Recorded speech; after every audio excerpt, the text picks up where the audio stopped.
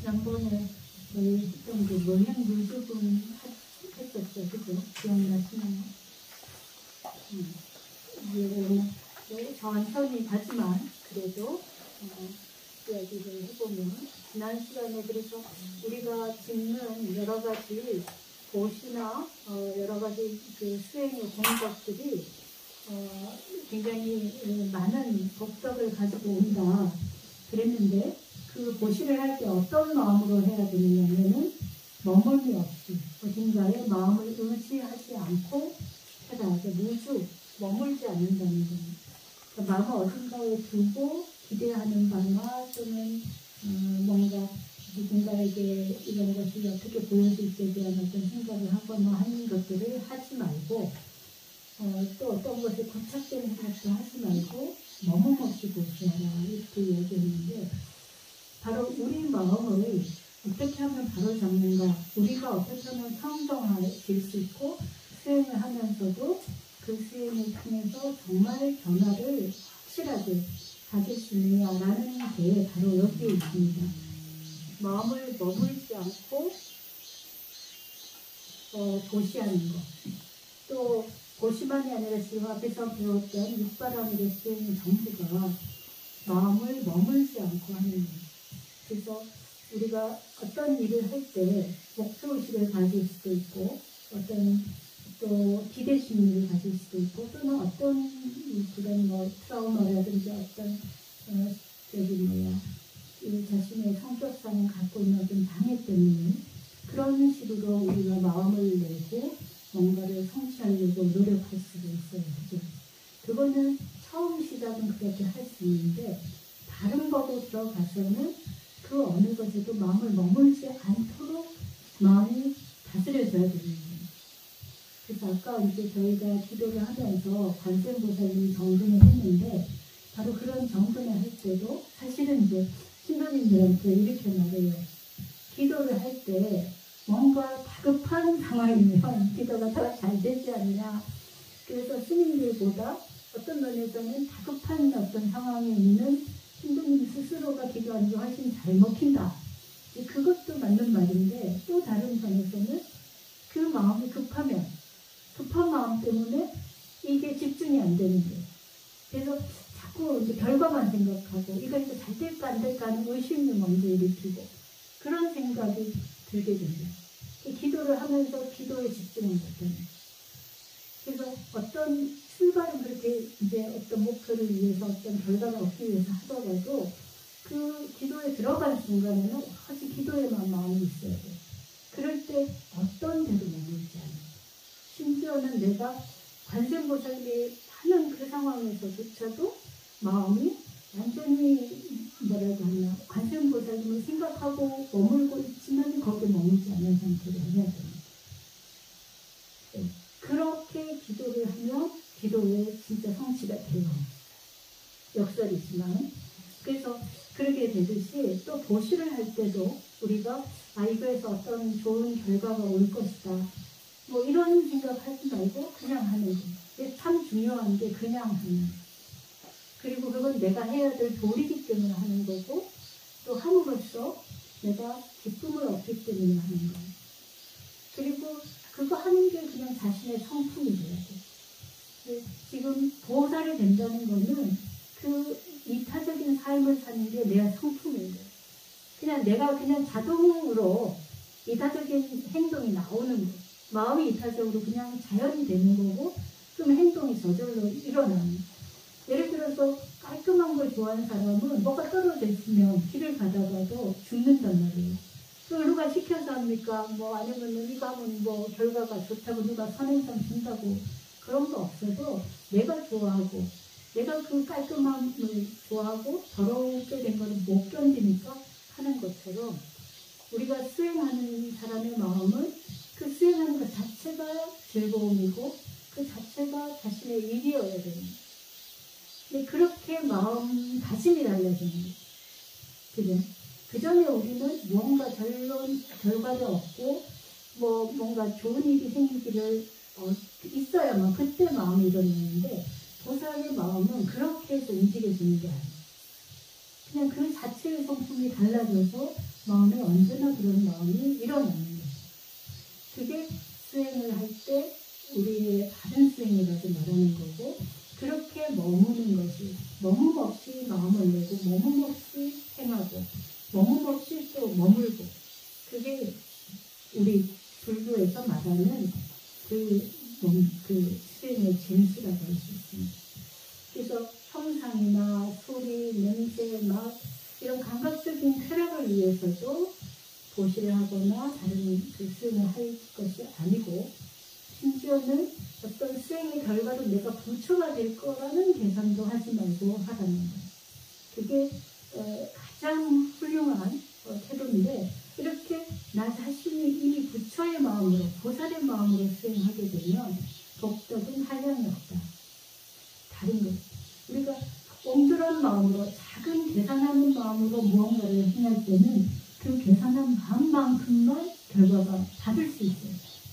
근데 내 마음에서 계산이 없고 전혀 어떤 그 마음의 씀이 다른 거죠.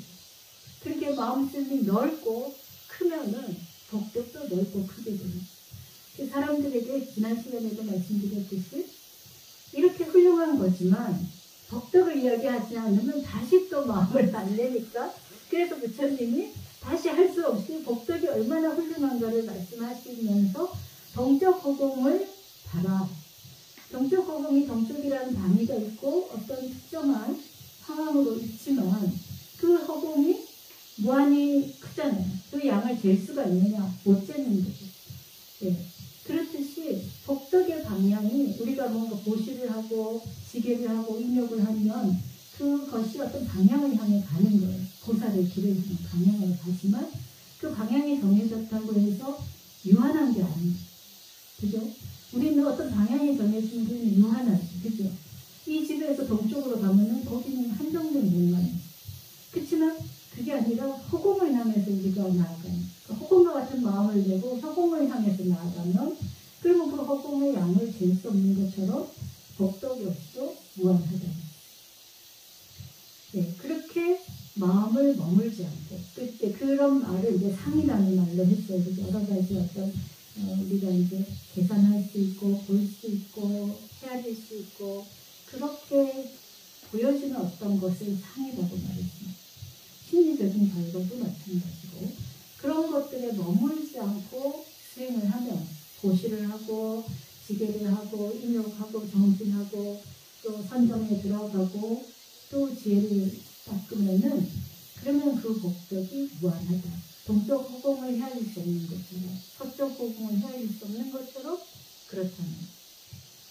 여러분들 생각을 해보십시오. 정말 여러분들이 마음가짐이 달라지면, 그죠? 그 전에 마음하고 다른 거예요. 그래서 예를 들어서 그렇게 했는데 내가 현실적으로 뭐 과거하고 별로 다른 상관없이 그냥 돈을 많이 벌거나 지위가 확 높아지지는 않더라. 그럼 부처님 말이 거짓된 것이 아닌가, 이렇게 생각하실 수 있어요. 근데 이렇게 마음을 머물지 않고 실천을 하다 보면은 그 한순간 한순간의 행위 속에서 행복이에요.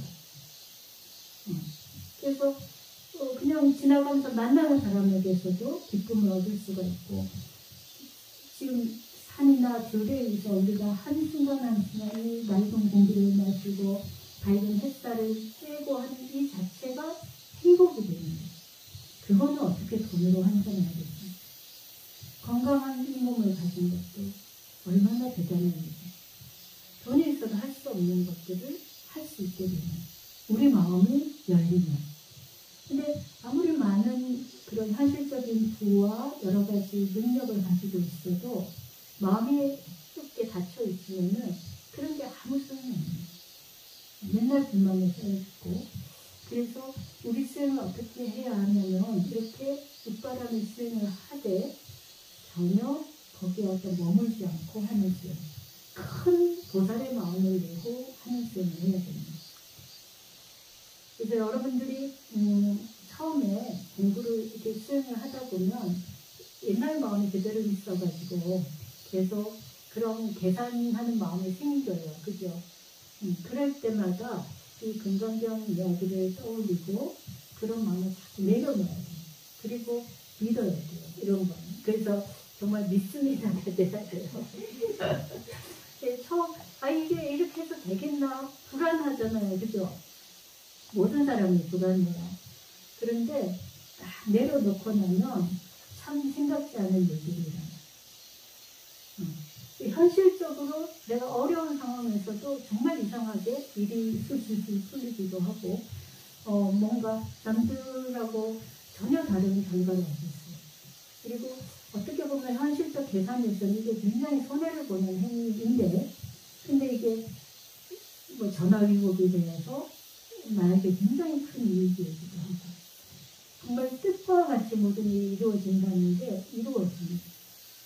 내가 마음을 그렇게 넓게 쓰는 근데 이 마음을 넓게 쓰는 게 어려워요. 마음을 내려놓는 게 안 되는 거예요. 평소에 우리가 평생을 살아오기를 그렇게 안 살아왔고 또 모든 특히 이제 우리 지금 산업사회가 뭔가 자기의 것을 확고하게 소유하지 않으면 불안하잖아요. 그죠? 한순간에 가난에 내걸리면 얼마나 귀찮겠어요. 옛날에는 그래도 좀 가난해도 이웃 사촌들이 서로 돕고 또 농사를 짓고 뭐 그러니까 아주 뭐 그렇게 불안정하지 않았어요. 사실은 가난은 그때보다 지금 훨씬 덜하지만 마음의 불안함 이런 건 옛날에 훨씬 심해졌거든요. 그런데 막상 놓고 보면은 그다지 어렵지 않아요. 내가 돈을 못 벌면 어떻게 할까?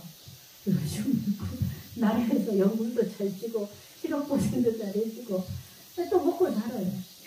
근데 이거를 노심초사하면서 먹고 사는 게 아니라 마음을 딱 내려놓고 크게 마음 쓰고 그리고 때로는 이게 여러분들에게 제일 편리하다고 드리는 말이 아니라 절에 와서 봉사를 한다든지 또는 남을 위한 일을 조금이라도 내가 그냥 돈을 벌지 않는 그 시간에 좋은 일을 하다 보면은 그게 의면이 돼요. 그래서 생각지 않은 다른 어떤 길들이 열립니다. 정말 그거는 경험을 해야 알 수 있는 거예요.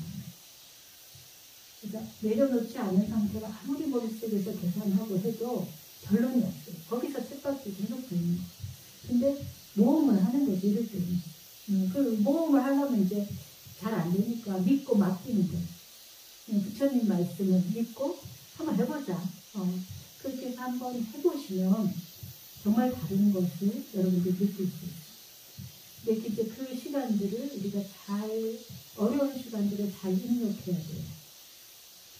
그 결과가 보이지 않고 끝이 보이지 않고 잘 안 될 것 같은 그런 불안함을 잘 참아내죠. 육바람이 가운데 인력바람이 있는데 이게 참 중요합니다. 특히 요즘과 같은 이런 그 불안정한 사회에서는 인력을 잘 참아요. 지금 우리 상황이 이제 코로나가 이게 어떻게 금방 해결이 안 될 것 같아요. 그죠? 작년까지만 해도 올 가을이면 거의 마무리가 돼서 그리고 마스크도 벗고 일상적인 삶을 회복할 수 있을 거라고 예상을 했는데 지금 상황은 변동이 계속 나오고 그래서 이렇게 금방 어떻게 바뀔 것 같지는 않아요. 그런데 이제 우리가 어떻게 살아야 되는지가 굉장히 어려운 질문입니다. 과거에는 우리가 이렇게 이제 일상적인 삶을 돌아가면 결국 똑같은 좀 더 성장하는 사회, 좀 더 개선되는 삶. 그래서 우리들 삶도 지금보다는 조금 더 부유해지고 경제적으로 여유가 있어지고 생활 환경도 훨씬 좋아질 거라고 기대를 해왔잖아요. 근데 지금은 그럴 수가 없습니다. 지금은 생활 환경이 지금보다 나빠지지만 않아도 엄청나게 잘하고 있는. 벌써 코로나 때문에 생활 환경이 굉장히 많이 변화했고 나빠진 분들은 굉장히 나빠졌죠. 물론 그 와중에서도 유지가 되거나 더 잘 되는 분들도 간혹 있지만 전체 국가적인 상황, 지구 전체의 상황을 보면 안 좋아졌거든요. 근데 지금보다 더하게 상황이 악화될 수가 있어요. 지금 많은 사람들이 경고하는 게 지금 지구 전체가 위기다. 특히 기후변화는 어떻게 할 수 없을 상황으로 간다. 그런데 어제 제가 신문기사에서 본 게, 미국의 산불이 어마어마하게 났잖아요. 그 산불이 아주 작은 그 병충해 하나로 시작됐다는 거예요. 그 병충해가 소나무를 갉아먹고 소나무가 마르고, 그 다음에 이제 온난화가 되면서 비나 이런 게 잘 안 오면서 더욱더 이제 나무가 말라서 그렇게 산불이 나는 거예요. 근데 이 병충해 그 해충이 이 지역을 확장한 거예요. 원래는 온대 지방, 그러니까 열대 지방에 있던 녀석이 날씨가 따뜻해지니까 북쪽으로 올라와서 확장을 한 거예요. 근데 더구나 이제 소나무나 이런 거는 시원한 데 있다가 갑자기 다른 생명체가 와서 공격을 하니까 거기에 대한 예상이 없는 거죠. 그래서 바로 그냥 말라 비틀어지고, 그래서 산불이 서울보다 한 서너 배가 이틀, 사흘 만에 다 타버리는. 이런 일들이 결국 온난화의 결과인 거예요. 우리가 앞으로 받을 수 있는 피해는 상상하기 힘든 피해가 있을 겁니다. 지금부터 대비를 하지 않으면 안 되는데, 제가 보기에 가장 큰 문제가 우리들의 삶에 대한 기대심입니다. 지금보다 조금 더 나아지기를 바라는 마음들이, 지금 그래서 정부에서 어떤 정책을 써도 사람들이 계속 반발해요. 왜? 경제가 성장해야 되는데, 그래야 정치가 잘 되는데, 이 생각을 하는 거예요. 근데 이미 이제 경제 성장은 포기해야 돼요. 내 삶이 내일 더 좋아질 거라는 생각을 하시면 안 돼요. 그냥 이 상황을 유지하기만 해도 정말 고맙다 생각해야 되고, 그 상황 속에서 그럼 우리가 뭐 해야 되느냐, 더 충실한 삶을 살게 되는 거예요. 그전에는 너무 바빠서 챙기지 못했던 내 삶의 것들을 챙겨가는 거예요. 그 건강을 챙겨야 되고, 건강이 굉장히 중요해요. 이제 모든 병충해가, 우리가 예상치 않은 병충해가 계속 생길 거거든요. 그러면 뭐가 결정하느냐? 결국 면역력이에요. 우리들이 얼마나 면역력을 갖고 있느냐 아니냐가, 밖에서 백신을 만들고 뭘 해도 나 스스로가 건강하지 않으면 그 병충해에 약할 수밖에 없어요. 기저질환이 없고 면역력이 있으면은 그런 상황에 대해서 우리가 그래도 견뎌나갈 수 있습니다. 건강, 그동안 돌보지 않았다면 건강을 돌봐야 합니다. 건강한 삶을 위한 것이 뭔지를 우리가 스스로 찾아가야 돼요. 그렇게 하고, 그 다음에 이제 주어진 시간에 내 주변 사람들하고 행복하게 사는 삶을 찾아가야 돼요. 그동안은 내가 목표를 향해서 계속 나아가느라고 좀 소홀히 했던 그런 분들이 있거나, 가족들 간에도 그렇다면, 사실은 문제가 거기에 제일 핵심이 있거든요. 내 심리적인 어떤 여러 가지 문제들의 근본은 내 가까운 사람과의 관계예요. 그거를 해결하지 않으면 외부적으로 아무리 변화가 생겨도 마음의 만족감, 마음의 편안함이 안 옵니다. 그래서 주변 사람과의 관계를 개선하도록 노력해요. 그래서 이제 우리 마음을 다시 되돌아보고 우리 마음을 수행을 하는 게 필요합니다. 그러니까 지금 이 시대에 정말 자기 변화를 하지 않으면 안 돼요. 그런 면에서 이제 수행이 참 필요합니다. 최소한 이 두 가지만 우리들이 하다 보면은 그냥 지금 주어진 조건에서도 과거보다 훨씬 더 행복한 삶을 살 수 있어요.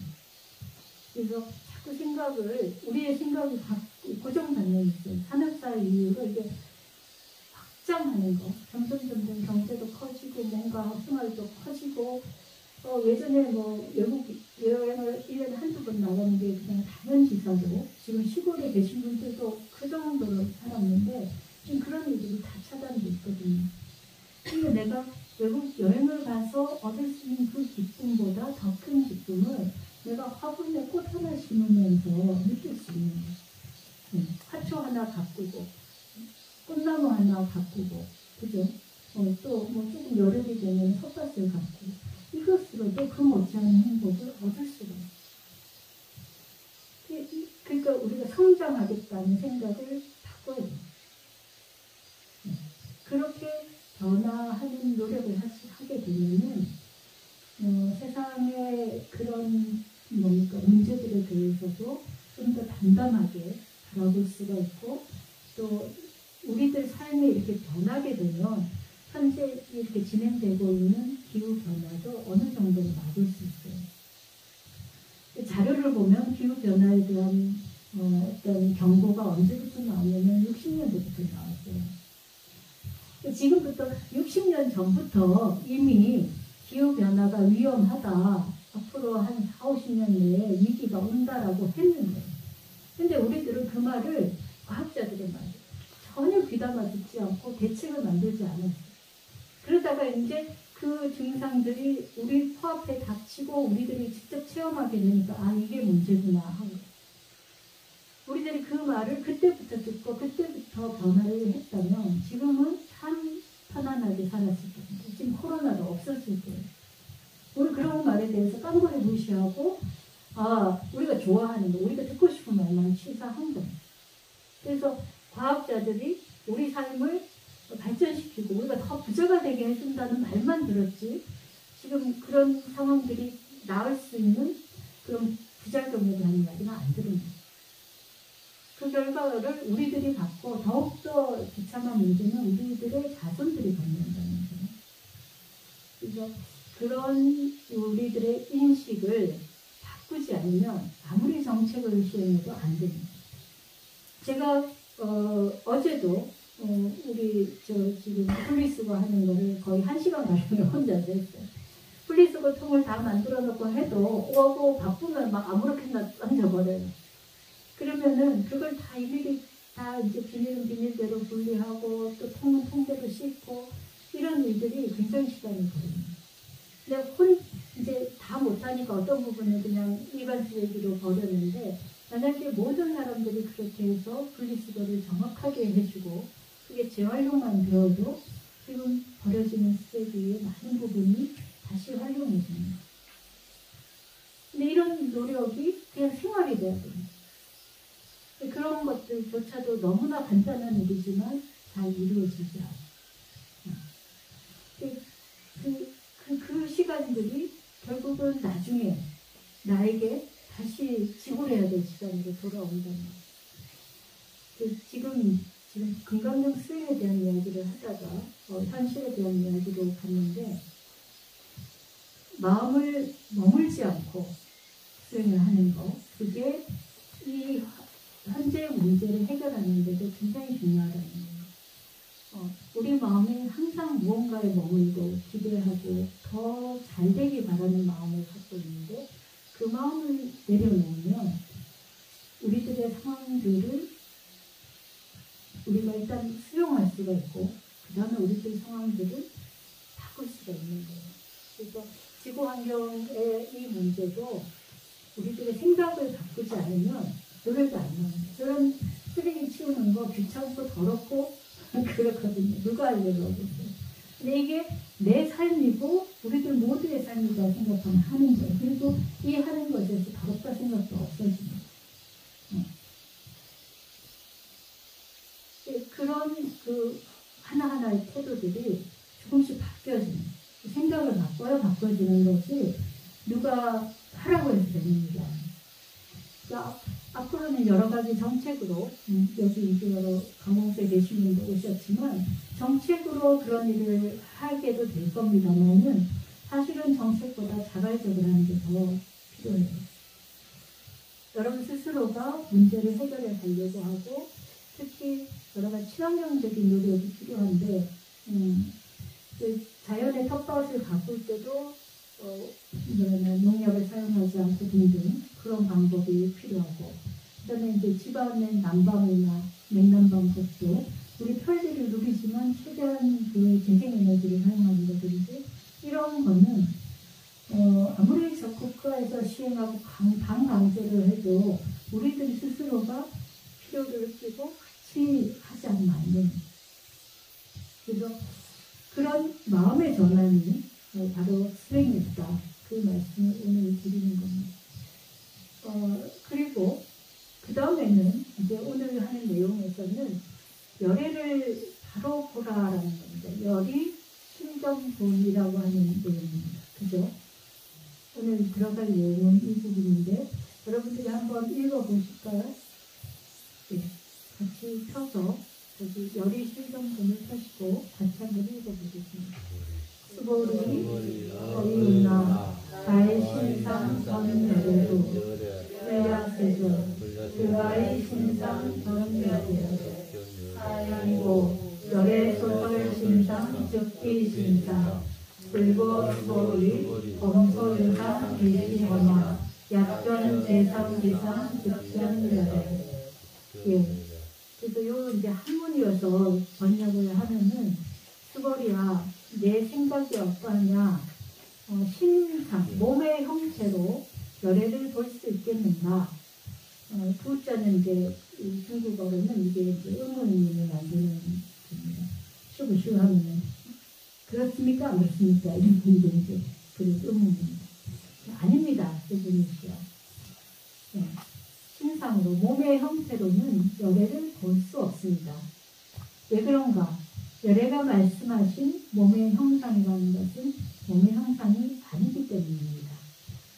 부처님께서 수보리에게 이르시기를 모든 있는 상들은 다 허망하니 만약 모든 상이 상이 아님을 본다면 곧 열애를 볼 것이다. 이렇게. 그래서 상의 상 아님을 봐라 이 말입니다. 우리들이 지금 여러 가지 수행을 해서 결국은 무엇이 되려고 합니까? 열애가 되려고 깨달은 사람이 되려고 하는 거예요. 어쨌든 우리 육바람이 수행을 하다 보면 마음 자체가 바뀌면 열애가 됩니다. 열애가 되기 시작합니다. 마음이 달라졌는데 뭐 보살이 그런 존재고 부처가 그런 존재인 거죠. 그런데 그런 분들은 마음의 다름이 마음만 다른 게 아니라 행위가 달라지는 거예요. 행위가 달라지면 몸의 형상도 달라져요. 옛날에 우리 관상을 봤단 말이에요. 관상을 보면은 사람의 얼굴에 그 사람의 품성을 다 읽어낼 수가 있다는 거예요. 실제로 그거는 굉장히 일리가 있어요. 그죠? 그래서 옛날에 특히 그 중국에 정변이 많은 시대에는 관상학이 아주 발달했어요. 왜냐면 그 사람 말만 믿고 이렇게 부활을 삼았는데 이 사람이 하루아침에 역적이 되는 거예요. 그래서 얼굴만 그냥 말만 믿을 수도 없고 얼굴만 볼 수도 없는. 그래서 세밀하게 관상을 봐서 이 사람이 정말 역적질을 할 것인지 아닌지 사람을 판단해야 되는 거예요. 그래서 여러 가지 판단을 하기도 하고 품평을 하기도 하고 판단하다 보면 이 사람 참 인품이 훌륭하다 또 그렇지 못하다 이런 이제 품평까지도 했던 관상을 보면서. 근데 이제 부처님 역시도 굉장히 뛰어난 관상을 가지고 관상 얼굴만이 아니라 사지가 모든 사지에 모든 그 공덕이 있다는 거예요. 그 부처님의 그 몸이 30 이상 80종호라고 하는데 보통 사람들하고는 굉장히 다른 부분을 가지고 있어요. 그게 그냥 이루어지는 게 아니고 전생의 수행을 많이 해서 그래서 얻어지는 거예요.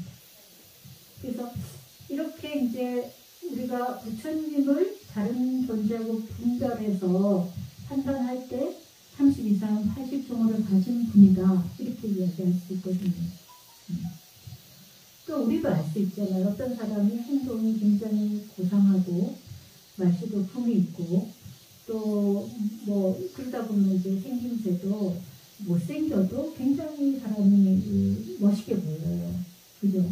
여러분들이 탤런트들이 옛날에는 정말 예뻐야만 탤런트가 됐지만 요즘은 개성이 있어도 사람이 이제 뭔가 자기만의 그런 고유한 어떤 그 느낌을 가지고 있으면은 다 배우를 하잖아요. 근데 그 사람들이 멋있어 보인다. 그 멋있어 보인다는 말은 사람들에게 마음을 끌 수 있는 요소가 있다는 거예요. 그만큼 뭔가 친화적이고 그 사람에게 사람을 끌게 하는 매력이 있는 거예요.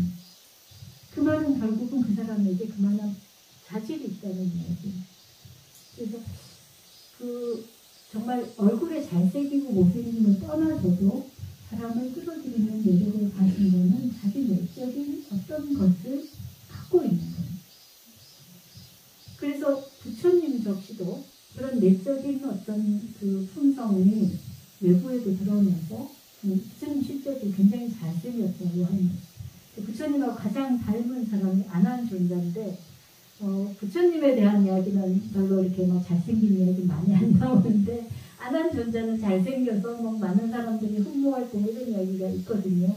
그런 걸 보면 굉장히 그 인물도 잘생긴 걸 볼 수 있어요. 근데 그것만이 아니라 사람을 끌어당기는 굉장히 어떤 카리스마가 있고 사람에게 매혹당하게끔 하는 그런 요소를 가지고 있다는 거예요. 그래서 우리들이 사람을 보면 얼굴을 보고 외모를 먼저 봅니다. 그래서 거기에 이제 먼저 이렇게 마음이 기울어지는데 그러나 진짜 부처는 뭐냐? 이런 외모가 아니라는 거예요. 그게 아니고 그 외모는 겉으로 드러난 거 물론 내적인 것을 근본으로 하고 있지만 그러나 그것을 가지고 우리가 마음을 쏟으면 어떻게 돼요? 그러면 그거는 잘못된 겁니다. 외적으로 드러난 것으로 결국 아까 머뭇없이 마음을 내가 할 때도 상에 머물지 않고 마음을 내는 것이란 말이에요. 그죠? 우리가 부처님도 이렇게 생각합니다. 수행자들이 부처님도 수행을 참 많이 해서 결국 어떤 존재가 되냐 깨달은 존재가 되는데 깨달은 존재는 30 이상을 가지고 있으니 결국 그 수행은 30 이상을 얻기 위한 수행이 아니었느냐. 또 30 이상을 이렇게 수행을 했기 때문에 30 이상이라는 훌륭한 외모를 가지게 된 게 아닌가. 또 훌륭한 외모라는 게 수행을 받쳐주는 어떤 근거가 되는 거죠. 그죠?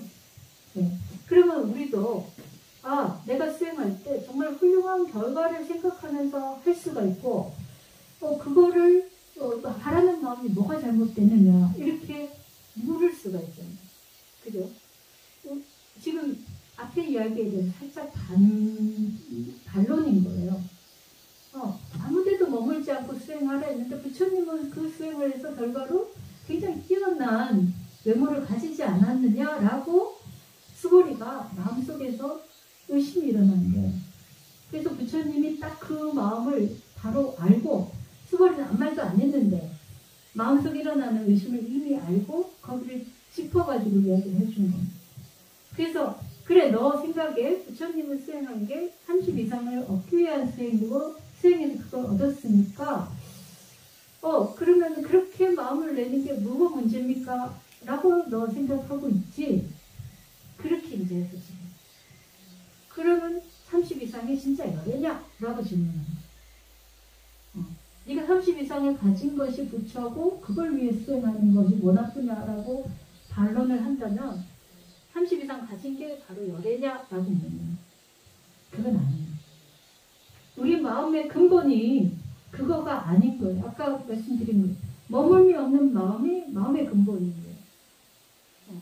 근데 지금 상을 어떤 좋은 형상을 얻게 될 거라고 하는 기대심리 목표까지는 아니어도 기대심리를 가지고 한다면 그거는 아니잖아요. 실제 부처님의 결과로서 어떤 결과가 이루어졌더라도 그거는 열애의 본질이 아니에요. 열애는 어떤 거예요?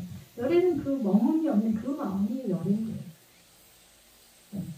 그래서 정말 30 이상이 산이 아님을 안다면 그 외형이 아님을 안다면 그러면 진짜 열애를 볼 수 있다. 이렇게 이야기합니다. 네. 그래서 우리가 예를 들어서 뭡니까? 정말 탤런트들이 정말 멋있다. 그 전생에 많은 풍경을 치렀을 것이다. 이렇게 생각하고 그들에게 마음이 혹한다 하더라도 사실은 그 외모가 아니라 그들의 품성을 봐야 되는 또 부처님도 마찬가지. 그래서 지금 여기서 또 이제 수고리가 된 거. 그러면 내가 마음에 머물지 않고 만약 부처님한테 보시를 한다면은 이거는 그럼 결과가 어디에 생기느냐? 아무런 결과를 바라지 않고 이 보시를 하는데 결과를 어떻게 얻을 수 있냐라는 질문을 하는 거예요. 결과가 그러면 30 이상이라는 얼굴로 드러나지 않느냐. 또 어떤 면에서 내가 보시를 한다면 부처님한테 교시하는데 부처님이 30 이상을 가진 몸을 가진 부처님 아니냐. 내가 그 몸을 가진 부처님한테 공양해야 되는데 그럼 뭐 부처가 없다면 내가 어디다 공양할 것인가? 이렇게 마음에 의문이 생긴 거예요. 그래서 보시를 부처가 되려고 수행하고 보시하는 것도 상에 머무는 거니까 그렇게 하지 말라는 거예요. 네. 심지어는 부처가 되려는 생각도 하지 말고 보시하라 이 말이에요. 부처가 되면 뭐냐? 30 이상에 있지 않다. 결과로 드러나는 것에 있지 않아. 그래서 불교는 깨달음이라고 하는 궁극적 결과를 추구하죠. 그죠? 그러나 그 깨달음이 결과로 주어지는 게 아니에요. 희한하게. 그걸 위해서 우리가 마음을 닦는데 그게 결과가 아니에요. 그냥 바탕이 달라지는. 이 말이 참 말이 어불성설인데 바탕이 달라지는 것이 결과가 아니에요. 바탕이 달라지면 결과도 달라지지만 그러나 그 수행은 근본에서 바탕을 다르게 하는 수행이에요. 쉽게 말하면 그런 거. 바탕이 다르다는 거하고 결과가 다른 건 뭐냐? 바탕이 다르면은 매 과정이 다 수행이고 매 과정이 다 결과예요. 따로 나중에 그 결과를 받는 게 아니에요. 수행이 아닌 거죠. 수행을 하면서도 내가 수행을 생각이 안 하고 하는 거예요. 아까 말씀드린 그거 하는 것 자체가 행복하고 즐거운 일이고 내가 그냥 하는 일이 되는 거예요. 그래서 우리들이 스님들뿐만 아니라 일반 이제 신도님들도 그럼 부처가 되고 나면 뭐 해요? 이렇게 질문하는 사람들이 있어요. 이미 다 깨달았는데 부처님도 수행하나요? 이런 질문하는 사람들이 있어요. 그거는 수행과 결과를 둘로 나누어 보면 되고요. 그죠? 우리가 예를 들어서 대학 입시 치르나고 막 시험 치나 공부 다 하고 나면은 고등학교 시험 공부할 필요 없잖아요. 그죠? 대학 입학했는데 고등학교 공부 왜 해요? 그런 식으로 우리가 수행을 생각하는 거예요. 근데 그게 아니고 부처가 되기 위한 수행은 부처가 되는 데에도 똑같이 합니다. 네. 근데 그게 그냥 자기의 삶이 되고 자기가 그런 존재가 되는 거예요. 네. 그 전에도 우리가 진짜 부처가 되려고 한다면은 부처가 되었을 때 하는 수행하고 부처가 되기 위한 수행은 똑같아야 돼요. 다르면 안 되겠지, 그러면? 부처님이 수행을 어떻게 하시겠습니까? 부처가 이미 됐는데 내가 부처 되려는 생각하면서 하겠습니까? 그죠? 그냥 하는 거예요. 그러니까 부처가 되기 위한 수행도 이미 그냥 하는 거예요. 아직 우리가 부족하고 그냥 하는 그 마음이 안 일어나서 문제지 하는 요지는 그냥 하는 거예요. 이해되시죠? 그죠? 그래서 부처님은 열애는 그 마음이 부처고 그 마음이 열애입니다. 근데 지금 우리들이 이런 여러 가지 상황들에서 현실적인 문제들도 무언가를 기대하고 무언가를 더 좋아지기를 바라는 마음들이 있습니다. 그게 설사 수행의 측면에 가도 우리는 그런 마음을 버리지 못해요. 이 마음이 범부의 마음이에요. 그걸 버립니다. 그럼 어떻게 보면 굉장히 쉬운 일이죠. 그죠? 근데 그건 뭐예요? 근본을 바꾸는 일이지 결과를 얻는 게 아닌 거예요. 되셨나요? 어떻게 보면 어려운 이야기였는데 또 잘 생각해보면 쉬운 이야기예요. 그죠?